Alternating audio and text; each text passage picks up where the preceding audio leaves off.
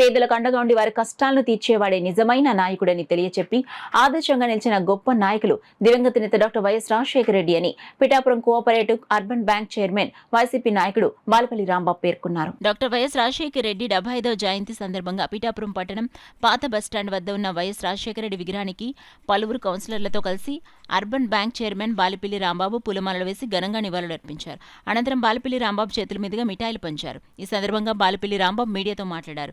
ఈ కార్యక్రమంలో కౌన్సిలర్లు కావిడి పోచయ్య, చింతాడ నీలవేణి, బండి రవి, వైసీపీ నాయకులు పైలావాసు, అరిగెల ప్రసాద్, వేమగిరి ముఖేష్, కొండమహంతి వీరబాబు, కండవిల్లి సుబ్బారావు తదితరులు పాల్గొన్నారు. నాయకుడు పేద ప్రజలకు ఉన్న నాయకుడు మన వైఎస్ రాజశేఖర రెడ్డి గారు.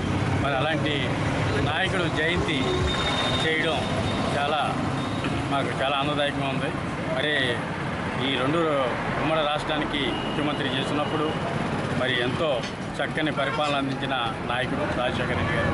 అలాగే ఆయన తనయుడు వైఎస్ జగన్మోహన్ రెడ్డి గారు కూడా ముఖ్యమంత్రిగా ఎంతోమందికి సంక్షేమ పథకాలు ఇవ్వడమే కాకుండా పేద ప్రజలను ఆదుకున్నలో ఆయనకంటే ముందడుగు వేసుకున్న నాయకుడు జగన్మోహన్ రెడ్డి గారు.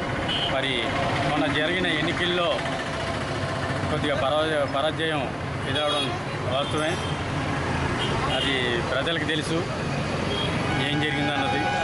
మళ్ళీ రేపు 2029వ సంవత్సరంలో మరి అత్యధికంగా మరి 2019లో 151 సీట్లు వస్తే మళ్ళీ 2029లో ఇంకా దానికి మించి అత్యధికంగా సీట్లు వచ్చి ఘన విజయం సాధించి మళ్ళీ ముఖ్యమంత్రి అయ్యే నాయకుడు జగన్మోహన్ రెడ్డి గారు. కాబట్టి ప్రజలందరూ కూడా గమనిస్తున్నారు ఇప్పుడున్న ప్రభుత్వం మీద ఏ విధంగా గెలిచారన్నది. మరి దాని మీద మన రాజశేఖర రెడ్డి గారి జయంతి సందర్భంగా మరి ఆయనకి జన్మదిన శుభాకాంక్షలు తెలియజేసుకుంటూ